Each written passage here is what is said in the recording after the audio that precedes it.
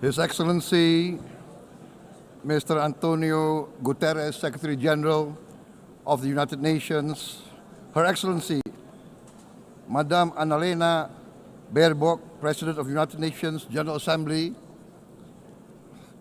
His Excellency, Mr.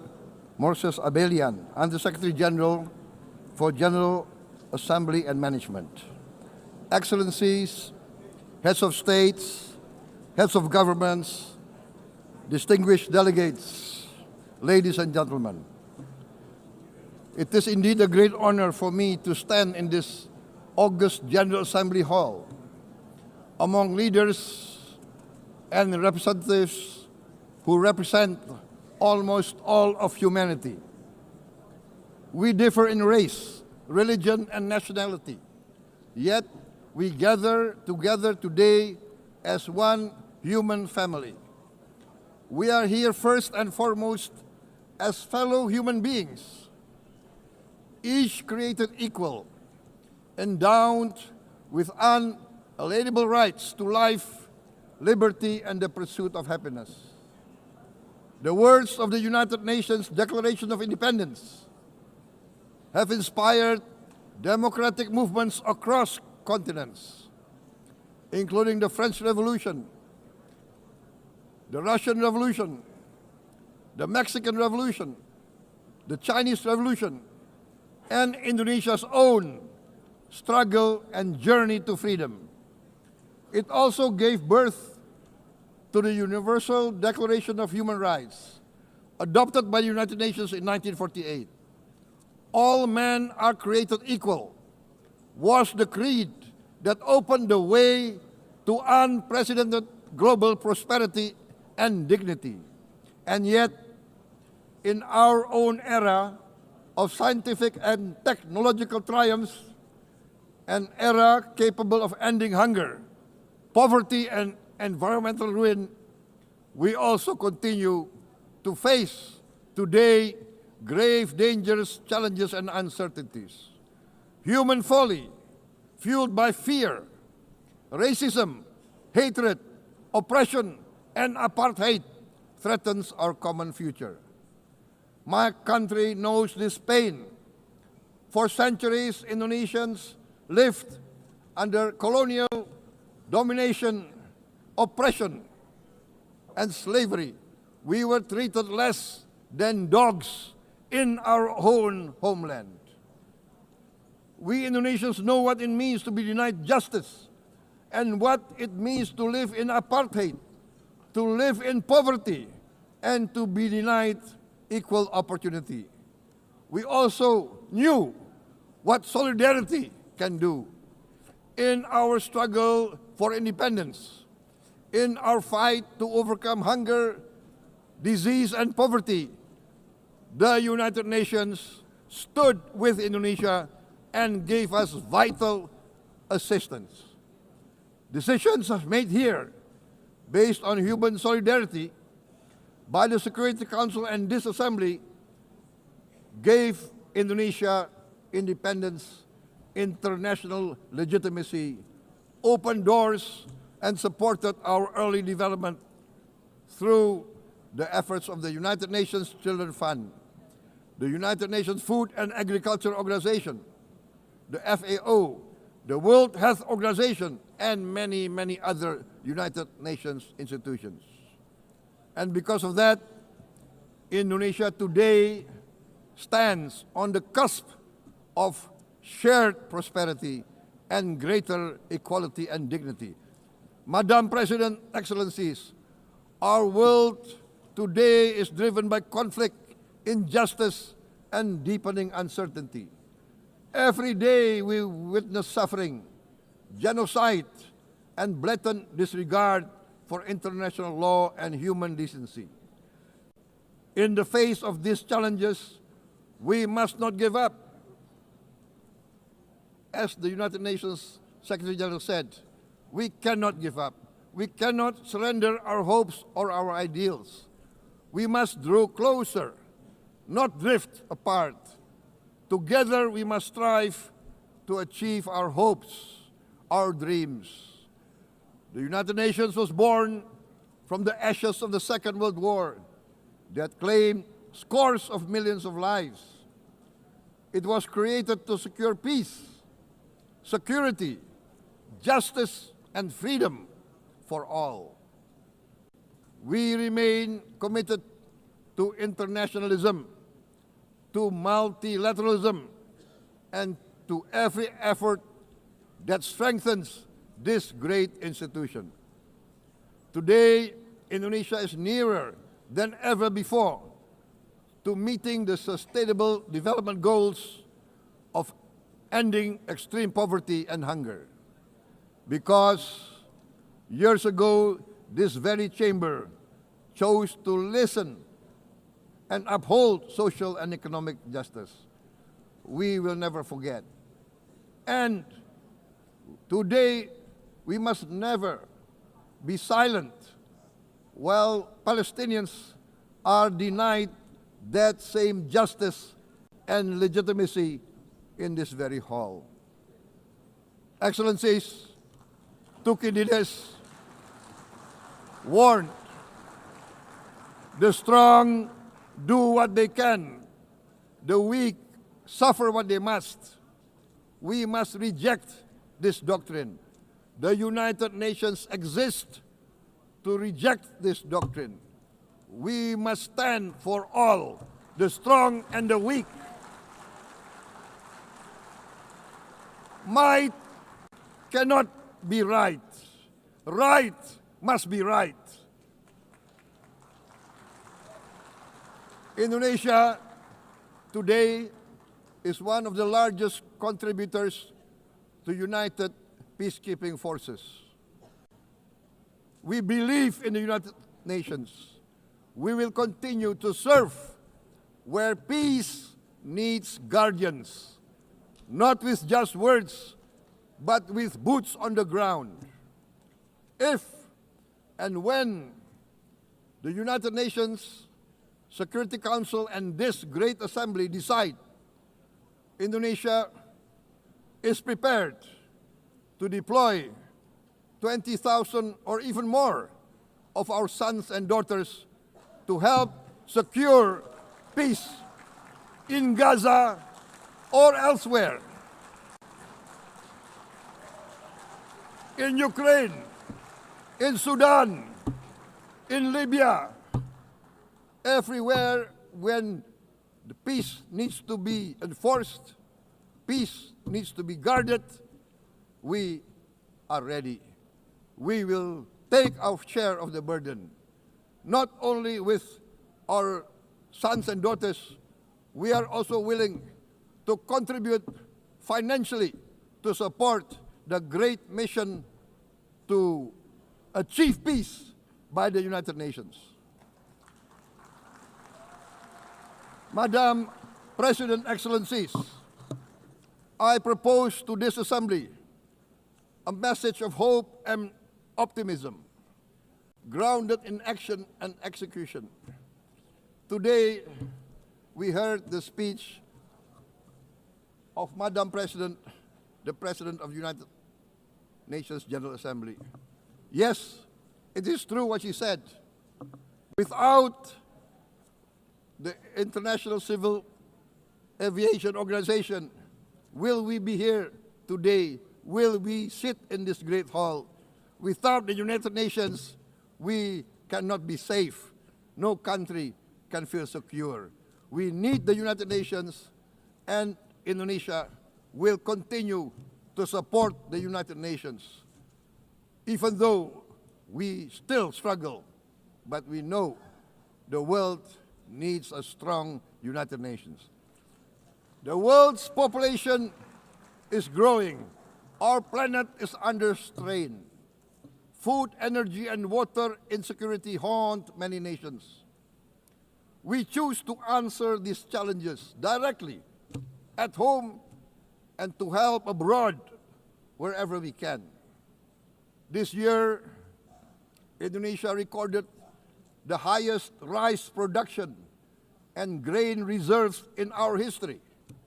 We are now self-sufficient in rice, and we are starting now to export rice to other nations in need, including providing rice for Palestine. We are building resilient food supply chains, strengthening farmer productivity, investing in climate-smart agriculture to ensure food security for our children and for the children of the world. We are confident in a few years' time, Indonesia will be the granary of the world. As the world's largest island state, we testify before you that we are already experiencing the direct consequences of climate change, particularly the threat of rising sea levels.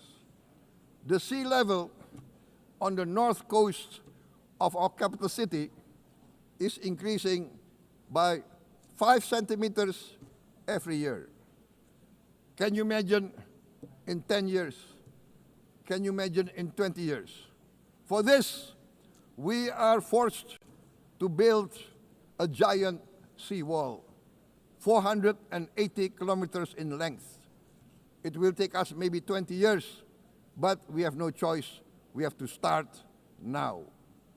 Therefore, we choose to confront climate change not by slogans, but by immediate steps. We are committed to meeting our 2015 Paris Agreement obligations.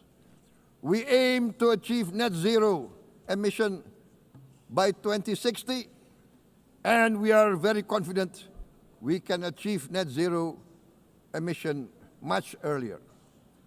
We aim to reforest more than 12 million hectares of degraded forest, to reduce forest degradation, to empower local communities with quality green jobs for the future.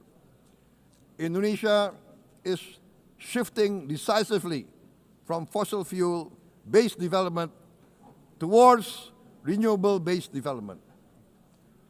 From next year, most of our additional power generation capacity will come from renewables.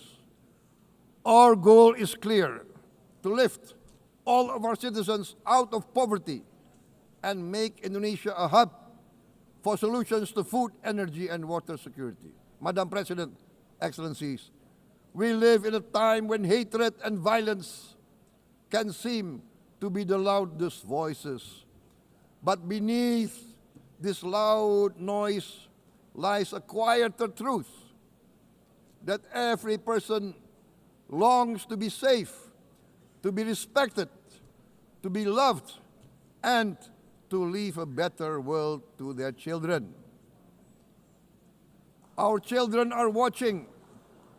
They are learning leadership, not from textbook, but from our choices. Today, still, a catastrophic situation in Gaza is unfolding before our eyes. At this very moment, the innocent are crying for help, are crying to be saved. Who will save them? Who will save the innocent? Who will save the old and women? Millions are facing danger at this very moment. As we sit here, they are facing trauma. They are facing irreparable damage to their bodies. They are dying of starvation. Can we remain silent? Will there be no answer to their screams? Will we teach them that the human family can rise to the challenge? Madam President, we must act now. Many speakers have said that. We must stand for a multilateral order where peace, prosperity, and progress are not the privilege of a few, but the right of all. With a strong United Nations, we can build a world where the weak do not suffer what they must, but live the justice that they deserve. Let us continue humanity's great journey of ideals, the selfless aspirations that created the United Nations. Let us use science to uplift, not use science to destroy. Let rising nations help others to lift themselves. I am convinced that the leaders of the great world civilizations of the West, of the East, of the North, of the South, leaders of America, Europe,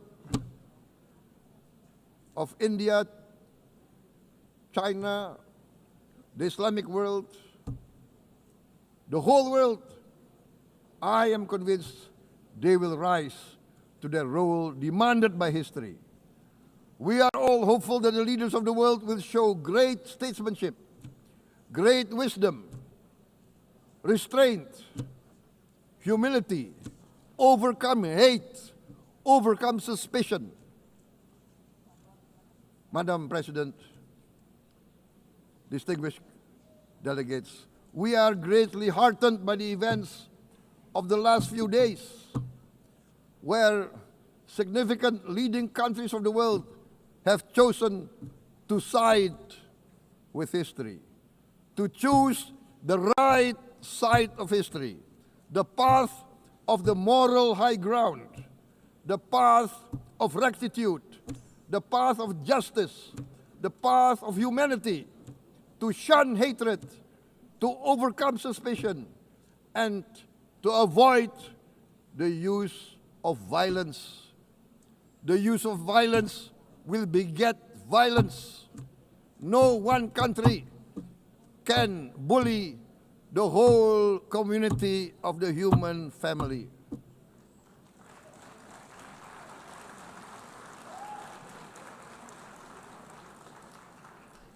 We may be weak individually, but the sense of oppression, the sense of injustice has proven in the history of mankind that this sense of injustice, this sense of oppression will unite into a strong force that will overcome this oppression, that will overcome this injustice. To close, I would like to reiterate again Indonesia's complete support for the two-state solution in Palestine. We must have an independent Palestine, but we must also recognize, we must also respect, and we must also guarantee the safety and security of Israel. Only then we can have real peace, and no longer hate and no longer suspicion. The only solution is this two-state solution. Two descendants of Abraham must live in reconciliation, peace, and harmony. Arabs, Jews, Muslims, Christians, Hindus, Buddhists, all religions, we must live as one human family. Indonesia is committed to being part of making this vision a reality. Is this a dream? Maybe, but this is the beautiful dream that we must work together towards. Let us work towards this noble goal. Let us continue humanity's journey of hope, a journey started by our forefathers, a journey that we must complete. Thank you. Wassalamualaikum warahmatullahi wabarakatuh.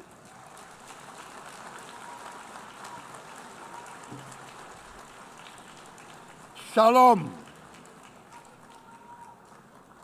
Om Santi, Santi, Santi Om. Namo Buddhaya. Thank you very much. May God bless us all.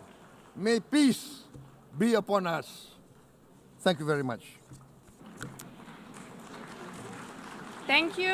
On behalf of the Assembly, I wish to thank the President of the Republic of Indonesia,